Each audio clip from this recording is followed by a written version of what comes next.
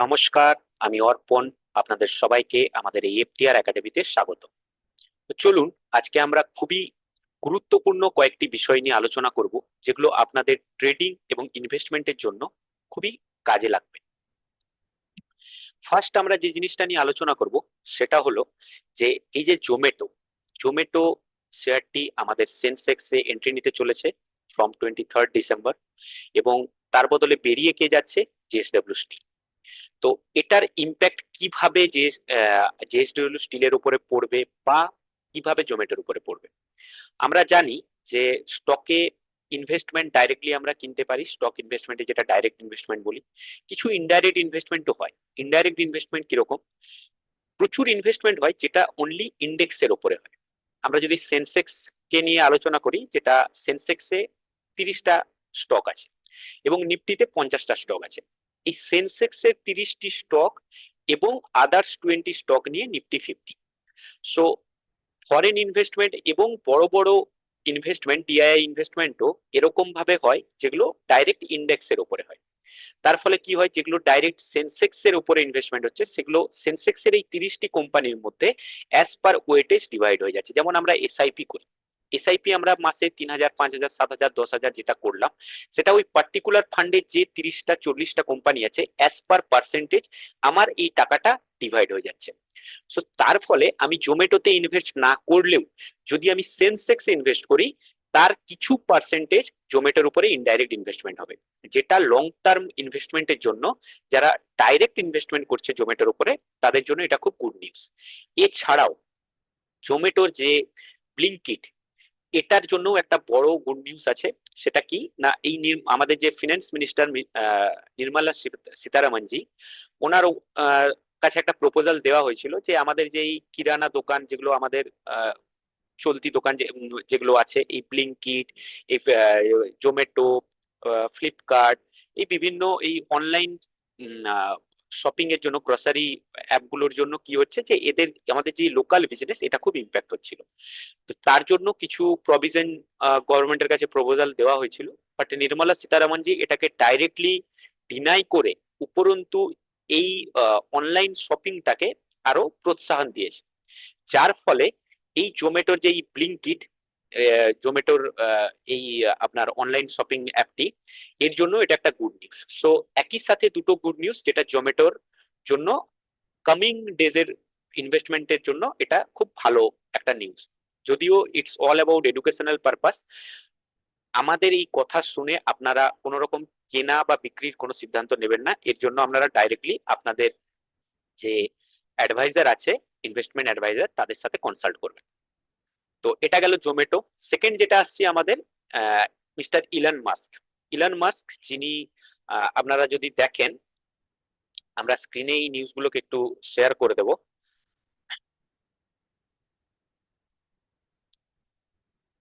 Elon Musk become the richest person. His 70 billion net worth. Uh, his 70 billion net worth jump in 20 days.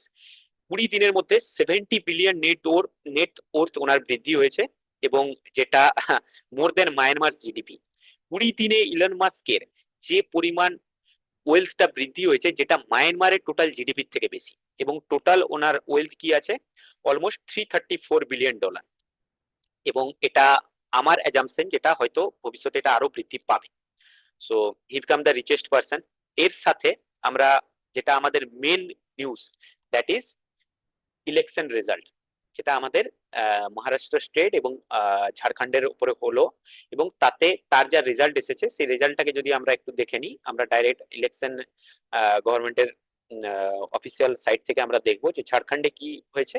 না, BJP পেয়েছে 21 seat, JMM 34, INC 16, RJD 4 এবং CPI 2।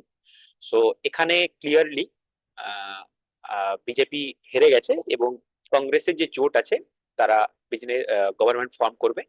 But in Maharashtra, যেখানে 288 seat, যার মধ্যে government বানানোর জন্য 144টা 145টা seat হলেই government বানানো যাবে, সেখানে বিজেপি তার অ্যালায়েন্স ছাড়াও বিজেপি এককভাবেই সিট পেয়েছে 132টা। এবং তাদের যদি অ্যালায়েন্স দেখি, শিবসেনা এবং এনসিপি, যেটা টোটাল মিলালে 57 কে 58, 60, 120, 60 4 100, সরি, সো 98 এবং 100, 230 সিটস যেটা বিজেপি পেয়েছে টোটাল। সো এটা বলতে পারেন এক ধরনের মানে ক্লিন সুইপ। তো এর ইম্প্যাক্ট কোন কোন স্টকের উপরে পড়তে পারে বা মার্কেটের উপরে এই ইলেকশনের রেজাল্ট কিরকম ইম্প্যাক্ট করতে পারে, কারণ যদি আমরা মহারাষ্ট্র দেখি সেখানে বিজেপি জিতেছে, যদি ঝাড়খণ্ড দেখি সেখানে হেরেছে।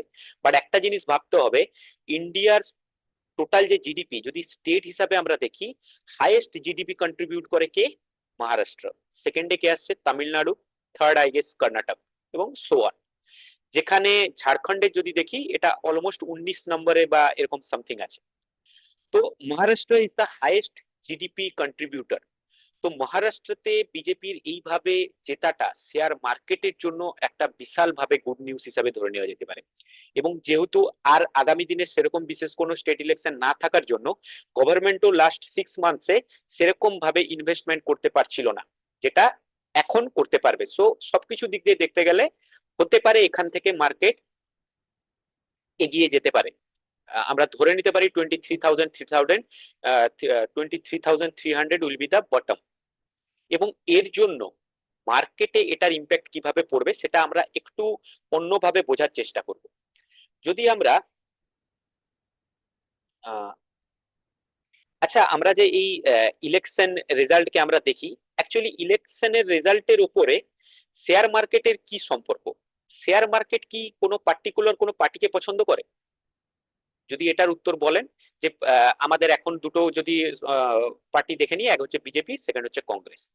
তো অনেকেরই ধারণা যে বিজেপি জিতলে শেয়ার মার্কেট বেড়ে যায়, বাট এই ধারণাটা ভুল। বিষয়টা হচ্ছে শেয়ার মার্কেট কখনো কোনো পার্টিকুলার পার্টিকে পছন্দ করে না। যদি তাই হতো তাহলে 2009 সালে কংগ্রেস জিতেছিল, তখনও শেয়ার মার্কেট আপ হয়েছিল।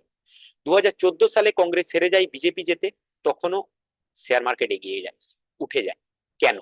তার ওয়ান এন্ড অনলি রিজন হলো শেয়ার মার্কেট মেজর গভর্নমেন্ট পছন্দ করে, মেজরিটির সাথে যে গভর্নমেন্ট আসছে সেটাকেই পছন্দ করে। তো সেই জন্যই যখন কংগ্রেস জিতেছিল তখনও শেয়ার মার্কেট বেড়েছিল, যখন বিজেপি জিতেছে তখনও বেড়েছে। এবং এটাকে যদি আমরা একটু অ্যাজ পার ডেটা আমরা যদি বোঝার চেষ্টা করি, তাহলে আমরা এইভাবে দেখবো যে সেন্ট্রালে স্টেট ইলেকশনের ইম্প্যাক্ট কিভাবে পড়ছে সেটাই বোঝার জন্য, সেন্ট্রালে যে গভর্নমেন্ট আছে স্টেটেও যদি সেই গভর্নমেন্ট আসে এবং বোথ যদি মেজরিটির সঙ্গে আসে, তাহলে that is the excellent for the market. Second scenario কি, যদি সেন্ট্রালে মেজরিটির সাথে গভর্নমেন্ট থাকে, স্টেটে সেন্ট্রালে যে পার্টি আছে সেটাই গভর্নমেন্ট বানায়, বাট উইথ নন মেজরিটি, মানে অ্যালায়েন্স করে, তাহলে সেটা মার্কেটের জন্য ভালো, but not so good, not excellent. 3 number আসছে সেন্ট্রালে মেজরিটির সাথে গভর্নমেন্ট ফর্ম করেছে, বাট স্টেটে অপোজিশন ফর্ম করেছে, জাস্ট লাইক ঝাড়খণ্ড। এটা শেয়ার মার্কেটের জন্য okay okay, even I can say this is not as much as good for market. এবং সেন্ট্রালে সাপোজ কোনো পার্টি আছে যেমন বিজেপি, সেটা যদি অ্যালায়েন্সের সাথে হয়, নট উইথ মেজরিটি, এবং স্টেটে অপোজিশন হয়েছে, যেমন যদি আজকে মহারাষ্ট্রতে বিজেপি হেরে যেত, that would be the bad for the share market. So এই আজকে আমাদের এই মহারাষ্ট্র স্টেট ইলেকশন এবং ঝাড়খণ্ড স্টেট ইলেকশনের পর, যদিও মহারাষ্ট্র এটা খুবই একটা ছোট স্টেট, এবং যেখানে আমাদের সরি ঝাড়খণ্ড এটা একটা খুবই ছোট স্টেট, যেখানে মহারাষ্ট্র অনেকটা বড় স্টেট, এবং অলমোস্ট 48টা এমপি এই মহারাষ্ট্র থেকেই আমাদের লোকসভাতে কন্ট্রিবিউশন আছে। যাই হোক, এই ইলেকশনের রেজাল্ট কোন কোন সেক্টরের উপরে, কোন কোন স্টকের উপরে ইম্প্যাক্ট করতে চলেছে? One is definitely Adani group. Already আমরা আদানি গ্রুপ নিয়ে একটা নিউজ শুনেছিলাম যে 250 মিলিয়ন, মানে প্রায় 2000 কোটি টাকার একটা ব্রাইব ইউএস গভর্নমেন্ট আদানি গ্রুপের উপরে লাগিয়েছে, এবং যার জন্য গৌতম আদানি এবং তার নেফিউ উপরেও সমন জারি করেছে, এবং তার 21 দিনের মধ্যে তার রিপ্লাই চেয়েছে। যাই হোক, বাট আদানি গ্রুপের যে যিনি সিএফও আছেন উনি বলেছেন যে এগুলো কোনোটাই, আদানির টোটাল যে 11টা ইন্ডিসিস আছে, 11টা সেক্টর আছে, কোনো কারোরই এই নিউজের উপরে কোনো ডাইরেক্ট কোনো সম্পর্ক নেই, এবং এটা এক ধরনের এরা মিথ্যে বলেই জানাচ্ছে। যাই হোক, সেটা তো ইনভেস্টিগেশনের পরে জানাই যাবে। বাট এটার এই ইলেকশন রেজাল্টের সব থেকে যদি কেউ খুশি হয়ে থাকেন, দ্যাট ইজ গৌতম আদানি, এবং তার সাথে সাথে মিস্টার লোধা, যিনি আমাদের এই লোধা ইনফ্রাস্ট্রাকচারের আপনি বলতে পারেন সিইও।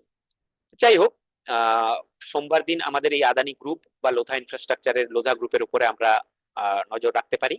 আবারও বলছি, this all are educational purpose. কোনো কিছু কেনা বা বিক্রি করার কোনো রকম কোনো কিছু সাজেশন দেওয়া হচ্ছে না। এটা সম্পূর্ণ আপনার নিজস্ব অভিমত বা আপনার যে ফাইন্যান্সিয়াল অ্যাডভাইজার আছে তার কাছ থেকে আপনি ডিসিশন নিতে পারেন।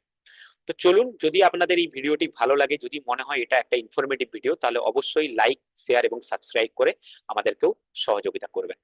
আজকের মতো এখানেই। আবার আমরা নেক্সট ভিডিওতে এরকমই কিছু গুরুত্বপূর্ণ ইনফরমেশন নিয়ে আপনাদের কাছে আবার আসবো। ধন্যবাদ।